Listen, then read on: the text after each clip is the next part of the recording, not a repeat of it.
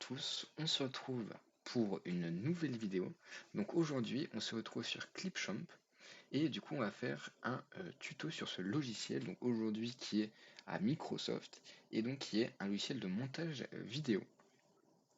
Donc aujourd'hui, on va voir les bases. Je vais vous présenter tous les onglets et toutes, donc comme j'ai dit, les fonctionnalités de base de ce logiciel.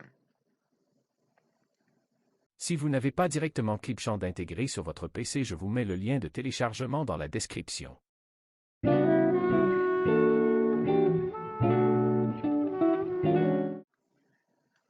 En premier temps, on retrouve donc l'onglet Vos fichiers. Donc c'est ici qu'on va stocker tous nos fichiers, que ce soit audio ou vidéo. Et donc je vais le faire directement pour pouvoir après vous montrer et bien dessus.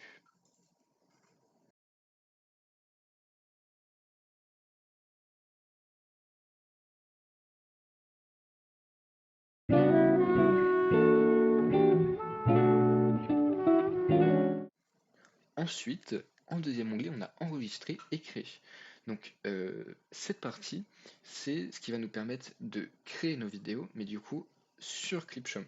Personnellement, j'utilise Streamlabs, donc pour tout enregistrer, mais je pourrais très bien l'utiliser. Là, c'est vraiment par habitude que j'utilise le logiciel de Streamlabs, mais du coup, ici, on peut enregistrer l'écran et donc la vidéo, la caméra, mais on peut très bien juste enregistrer l'écran, juste l'audio, ou créer une synthèse vocale. Donc, je vais vous montrer rapidement. La synthèse vocale, c'est créé par l'intelligence artificielle, généré par l'intelligence artificielle, et ça va nous permettre d'écrire un texte et qu'il soit dicté donc par un robot entre guillemets. Bonjour.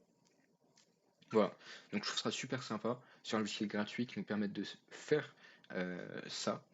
J'ai toujours pas utilisé, mais ça peut être une idée pour plus tard.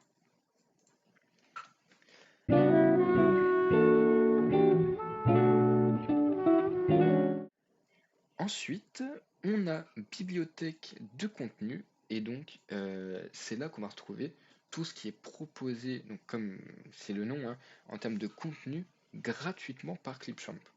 Donc il y a des choses payantes, on peut mettre à niveau notre compte, c'est 12 € par mois, si je ne me trompe pas.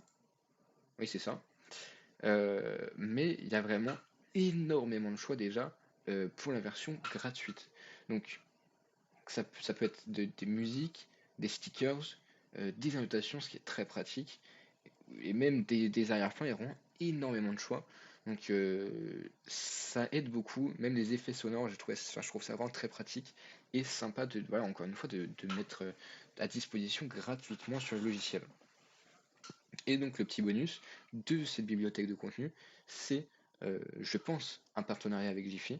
Et du coup, ça nous permet d'avoir des GIFs, et puis une bibliothèque assez énorme quand même, de GIFs, donc déjà intégrés dans le logiciel.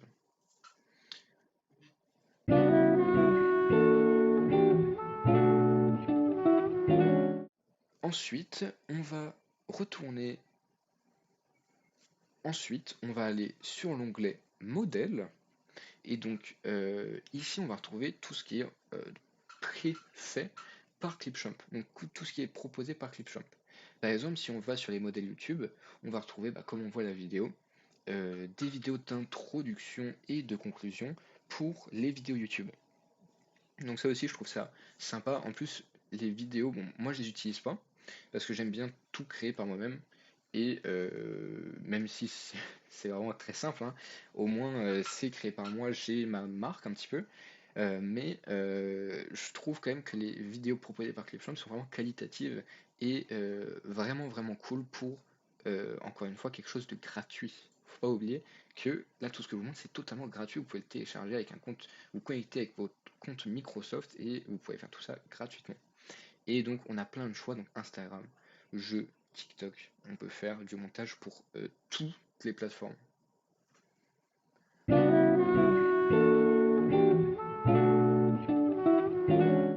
Ensuite, on va retrouver l'onglet texte. Donc ça, c'est pour ajouter du texte. Donc là, ce sera directement sur la vidéo. Donc ça aussi, c'est très cool. C'est totalement gratuit. On a plein de possibilités de création de texte. Donc animé ou non. Donc là, on a vraiment voilà, texte brut, c'est écrit. Mais on a aussi beaucoup d'animations. Si vous suivez un petit peu la chaîne, vous savez que moi j'aime bien utiliser cette animation-là. Voilà, je trouve l'animation sympa. Bonjour à tous. Mais voilà, on a plein de choix. Vraiment, c'est assez impressionnant qui nous laisse tant de possibilités gratuitement.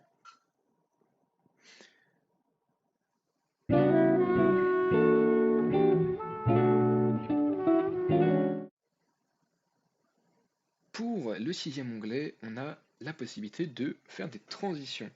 Donc ça, je pense que vous connaissez bien. Que ce soit que vous ayez déjà fait des PowerPoint, etc., vous connaissez les transitions.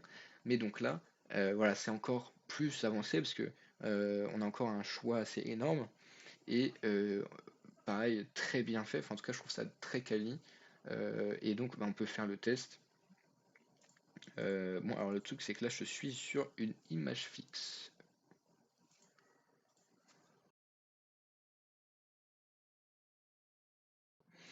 Donc, on va pouvoir tester enfin les transitions. On va couper ici. Et on va arriver sur un autre endroit. Et du coup, on va pouvoir les transitions. Je vais tester celle-ci, je la trouve vraiment sympa. On la glisse ici. Et là, si on teste. Alors, je suis mis un peu trop tard. Voilà, on voit bien l'animation est vraiment très très propre et très sympa.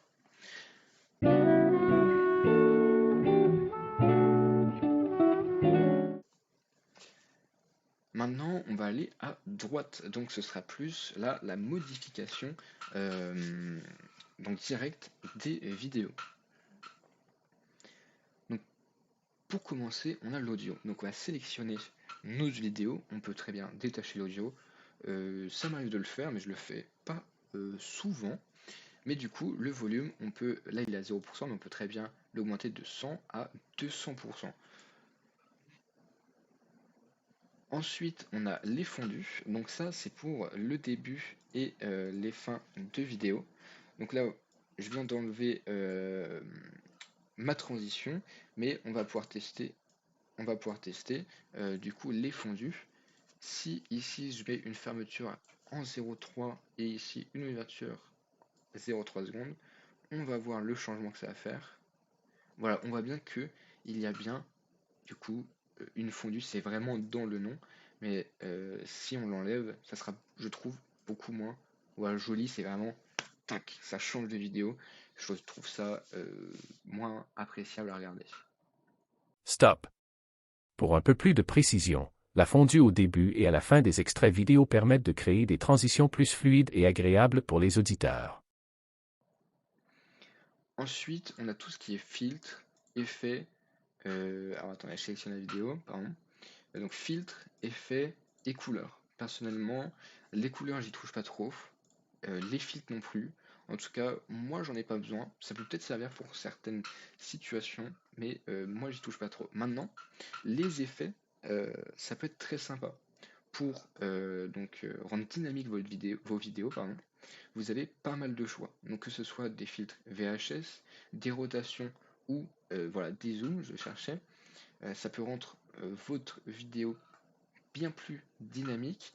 Et donc, voilà, je trouve ça aussi très cool qu'ils proposent ça totalement gratuitement.